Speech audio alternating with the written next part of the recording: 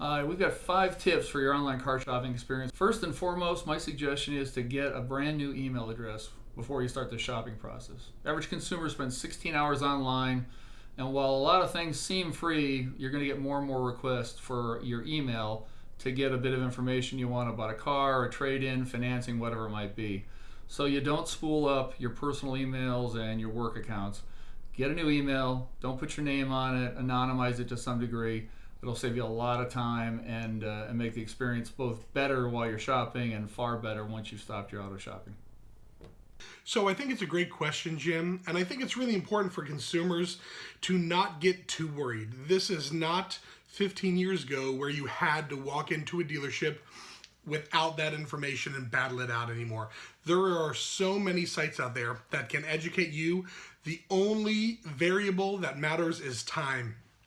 I would start, whether you're looking for a new or used car, if you're a consumer starting the shopping phase, is to jump into the manufacturer sites and determine what specific features and options are most important to you, what equipment you absolutely have to have, and start narrowing down your choices from there.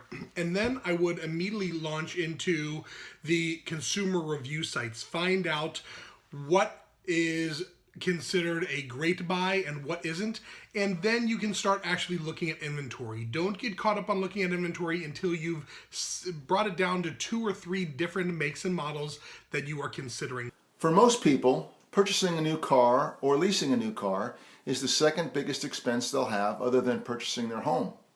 If you're about to sign the papers on a new car, whether it's a purchase or a lease, make sure you know exactly what the details of the lease or the purchase are. Do you know your exact payment per month? Do you know the terms of the lease? Have you read all the fine print?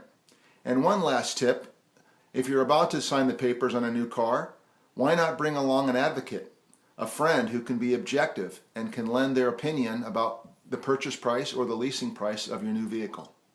Above and beyond going and validating the pricing long before you step into a dealership, recognize that dealerships have put things in place, such as the information on their own website and some of the tools on the website that allow you to communicate as seamlessly as possible for them. Don't feel you always need to walk into a dealership without having contacted them in advance, whether it's by phone, whether it's by live chat, whether it's by contacting their internet department.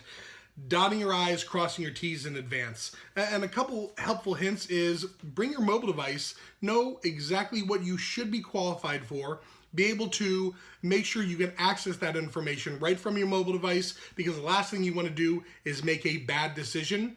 And then make sure you look at the Carfax or the Auto Check Vehicle History Report long before you take it off. And once you leave, keep all of your information together, such as window stickers, so on and so forth, so you understand the value of that vehicle in case any insurance claims ever arrive.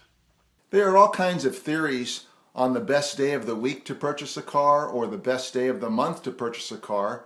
But more important is, when you go in to purchase a car, have you done your homework? Do you have your documentation in hand if you're going to do a trade-in? Have you studied the market? Have you examined all of the top-notch websites to have a good idea of what the car dealer may present to you in terms of a purchase price?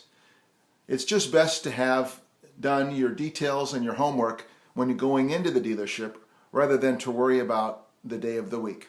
Okay, so quick review of the 5 tips. Number 1, get a new email, anonymize it so you don't spool up your work or personal email with all kinds of emails, both while you're shopping and after the fact. Number 2, to Joe's point, make sure you start at the OEM, look at models, makes, features, and options, and then narrow it down. Read some reviews, see what you're really interested in before you dive into the dealer inventory, which can be the most confusing part. Number 3, when you're getting down to your final decision and asking for prices, make sure you get a complete price. Taxes, license fees, the total price, whether you're purchasing a car or leasing a car, just to make sure you're comparing apples to apples. Number 4, sounds obvious, but be sure you have your phone with you when you go to take delivery.